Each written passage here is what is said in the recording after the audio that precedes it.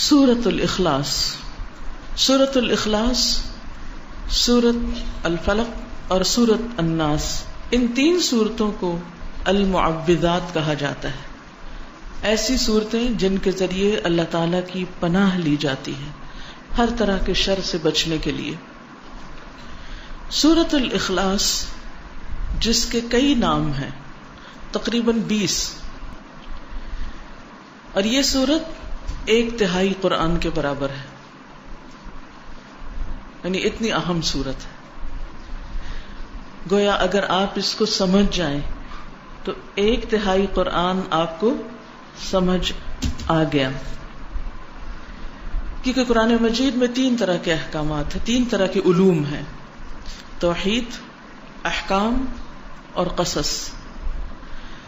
یا تو عقیدے کی بات ہے، یا پھر اللہ تعالیٰ کے احکامات ہیں جن پر ہمیں عمل کرنا ہے، یا پھر گزشتہ قوموں اور انبیاء کے واقعات اور قصص ہیں. تو اس صورت میں ایمان اور خاص طور پر توحید کی بات ہے. اللہ سبحانہ و تعالیٰ کا تعارف ہے. کچھ لوگ نبی صلی اللہ علیہ وسلم کے پاس آئے اور کہنے لگے کہ آپ ہمیں اپنے رب کا نسب بیان کیجیے. اس پر اللہ سبحانہ و تعالیٰ نے یہ سورت نازل فرما دی: قل هو اللہ احد اللہ الصمد لم یلد ولم یولد ولم یکن لہ کفوا احد.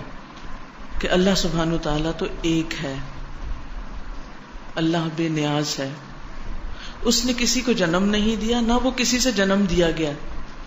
گویا جس طرح تم اس کو جاننا چاہتے ہو اس کی یہ پہچان نہیں. وہ تو احد ہے، ایک ہے، یکتا ہے، لاثانی ہے، اس جیسا کوئی اور ہے ہی نہیں.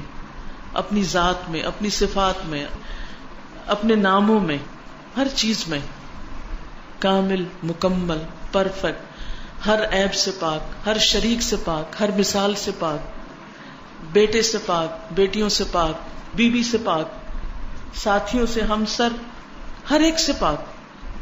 هو اللہ احد، وہ ایک ہے. اور ولم یکن لہ کفوا احد، اور اس کا کوئی ایک بھی ہمسر نہیں، اس جیسا کوئی ہے ہی نہیں. لیس کمثلہ شیء، کوئی اس کا ہمسر نہیں. تو یہ اللہ سبحانہ و تعالیٰ کا ایک تعارف ہے.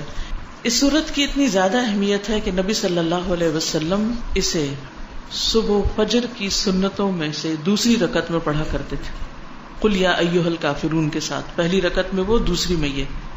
اسی طرح مغرب کی سنتوں میں بھی یہ روٹین تھی آپ کی، ہمیشہ یہی پڑھتے تھے.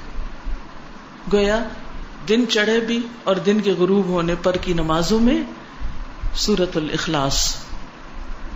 اسی طرح وتر کی آخری رکعت میں بھی سورۃ الاخلاص، دوسری رکعت میں قل یا ایھا الکافرون. اور رات کی آخری نماز کیا ہے؟ وتر. رات کی آخری نماز میں، دن کی پہلی نماز میں، سورج غروب ہونے کے ساتھ کی نماز میں، ان سب نمازوں میں. بلکہ 2 صحابہ کے بارے میں آتا ہے کہ وہ تو ہر نماز کی ہر رکعت میں سورۃ الاخلاص پڑھتے تھے. ان کو اتنی زیادہ محبت تھی اس سورت کے ساتھ کہ وہ مستقل طور پر اس کو پڑھتے تھے. اسی طرح ہم دیکھتے ہیں کہ نبی صلی اللہ علیہ وسلم طواف کی 2 رکعتوں میں بھی اس کو پڑھنے کا حکم دیتے ہیں، آخری رکعت میں. پھر ہر نماز کے بعد، یعنی یہ تو تھا نمازوں کے اندر، پھر ہر نماز کے بعد اس کو پڑھنے کی تاکید. اور صرف اس کو نہیں، معوذتین کو بھی، قل هو اللہ احد، قل اعوذ برب الفلق اور قل اعوذ برب الناس. یہ تینوں صورتیں کب پڑھنی چاہیے؟ نماز کے بعد. جیسے آیت الکرسی پڑھی آپ نے، ساتھ ہی یہ تینوں صورتیں بھی پڑھ لیجیے. اس سے بھی اخلاص پیدا ہوتا ہے. اس کی فضیلت یا اس کے بارے میں یہ بھی آتا ہے کہ یہ انسان کی بیماریوں کو دور کرنے والی. اب بیماریوں کو کیسے دور کرنے والی؟ سب سے بڑی بیماری اور علت کیا ہے؟ شرک. سارے غم ہی شرک کی وجہ سے آتے ہیں، ساری مصیبتیں شرک کی وجہ سے آتی ہیں. اللہ سبحانہ تعالیٰ کی ناراضگی شرک کی وجہ سے آتی، چاہے شرک اکبر ہو چاہے شرک اصغر ہو. شرک اکبر تو بتوں کو پوجنا، اور شرک اصغر کیا؟ ریاکاری کرنا، دکھاوے کے کام کرنا، اپنے نیک کاموں پہ فخر کرنا، لوگوں کو بتانا کہ میں کیسا کیسا نیک ہوں. تو اس کا علاج کیا ہے کہ انسان قل هو اللہ احد پڑھے. پھر اسی طرح صبح اور شام 3 بار صبح شام کے جو اذکار ہیں، اذکار الصباح والمساء، اس میں 3 بار ان سورتوں کو، تینوں سورتوں کو پڑھنے کا حکم دیا گیا ہے. اور اس سے بھی انسان کو بہت فائدہ ہوتا ہے، ہر طرح کے وسوسوں سے نجات ملتی ہے. پھر اسی طرح رات کو سوتے وقت کس طرح پڑھی جاتی ہے؟ رات کو سوتے وقت 3 دفعہ. مثلا نبی صلی اللہ علیہ وسلم جو طریقہ بتایا وہ کیا ہے؟ ہتھیلیوں کو جوڑ کر اس میں پڑھا جائے قل هو اللہ احد، قل اعوذ برب الفلق، قل اعوذ برب الناس، یعنی مکمل صورتیں. پھر ہاتھ میں پھونک ماری جائے. پھر سر، اور سر کے بعد اگلے حصے میں چہرے، اور چہرے کے بعد جسم کے اگلے حصے پہ پھیرا جائے جہاں تک ہاتھ جاتا ہے. ٹھیک ہے، بازو وغیرہ سب کچھ جہاں جہاں آپ کا ہاتھ جاتا. پھر دوسری بار اسی طرح ہاتھ جوڑ کے قل هو اللہ احد، قل اعوذ برب الفلق، قل اعوذ برب الناس، سر، چہرہ، اگلا حصہ، اور پھر پچھلا جہاں تک ہاتھ پہ. پھر تیسری بار اسی طرح 3 بار آپ نے اپنے آپ کو روزانہ رات کو سوتے وقت دم کرنا ہے. اب ذرا آپ گنیں کتنی بار ہو گئی یہ سورت؟ 5 نمازوں کے بعد، وتر میں، 2 سنتوں میں، صبح شام کے اذکار میں 3 بار، اور پھر رات کو 3 بار. ہم اس سورت کو سورت الفاتحہ سے بھی زیادہ بار پڑھتے ہیں دن میں. اور اگر کوئی بیمار ہو جائے، خصوصاً کسی کو جن پڑ جائے یا کوئی روحانی بیماری ہو جائے، کوئی جادو ہو، کچھ ہو، تو اس کے لیے جو رقیہ کیا جاتا ہے اس میں بھی ان سورتوں کو پڑھنا لازم ہے، اس میں بھی پڑھیے. اسی طرح کوئی بچہ بیمار ہو جاتا ہے، آپ خود بیمار ہیں، تو آپ دن کے وقت بھی اپنے ہاتھوں پہ پڑھ کے اپنے سارے جسم پہ پھیریے. جو شخص ہر روز رات کو اپنے اوپر یہ دم کرے گا، کیا اسے بیماریوں سے نجات ملے گی یا نہیں؟ ملے گی نا. یقین سے پڑھیں تو بات ہے نا. ڈپریشن سے، وسوسوں سے، غم سے، پریشانیوں سے، تفکرات سے پھر اچھی نیند آئے گی یا نہیں؟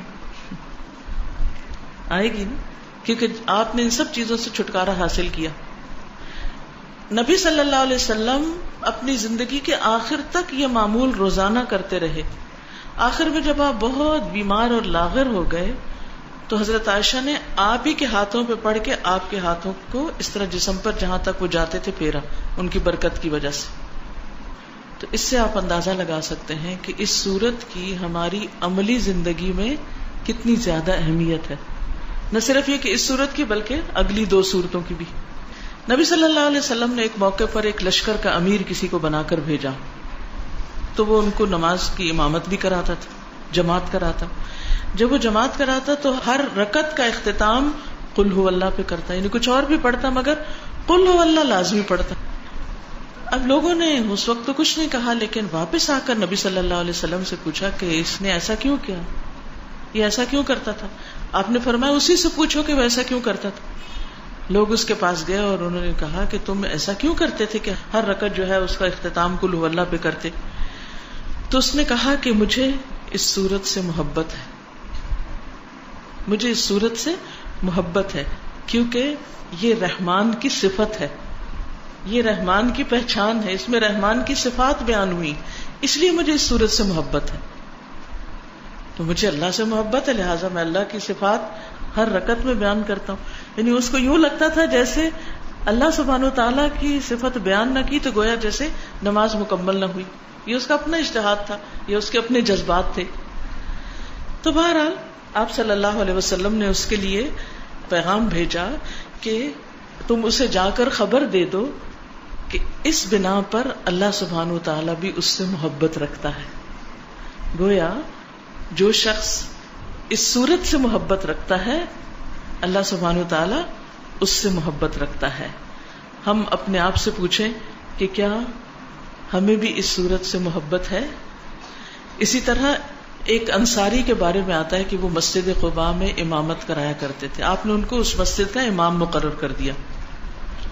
تو وہ بھی یہی کرتے، ہر رکعت آغاز جو تھا سورۃ الفاتحہ کے بعد قل هو اللہ سے کرتے، یعنی انہوں نے لازم کر رکھا تھا.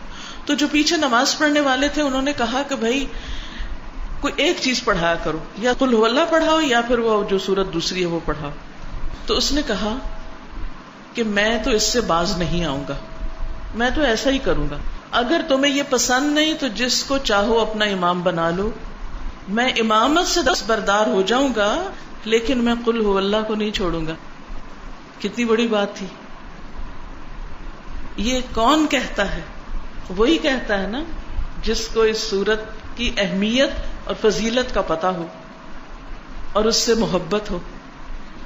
اب ہوا یہ کہ بات نبی صلی اللہ علیہ وسلم تک پہنچی کہ بھی ہمارا امام جو ہے وہ اس کی پابندی بہت کرتا ہے.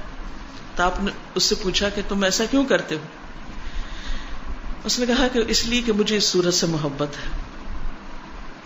آپ نے فرمایا اس کی محبت نے تجھے جنت میں داخل کر دیا، اس کی محبت نے تجھے جنت میں داخل کر دیا. یہی وجہ ہے کہ ہم ایک اور حدیث میں بھی پڑھتے ہیں کہ نبی صلی اللہ علیہ وسلم نے فرمایا جو شخص 10 بار قل هو اللہ احد پڑھتا ہے اس کے لیے جنت میں ایک محل بن جاتا ہے. عمر رضی اللہ عنہ کہنے لگے کہ اے اللہ کے رسول صلی اللہ علیہ وسلم اس طرح تو ہم بہت سارے محل اپنے لیے تیار کر لیں گے، یعنی بہت دفعہ ایسا ہی عمل کریں گے.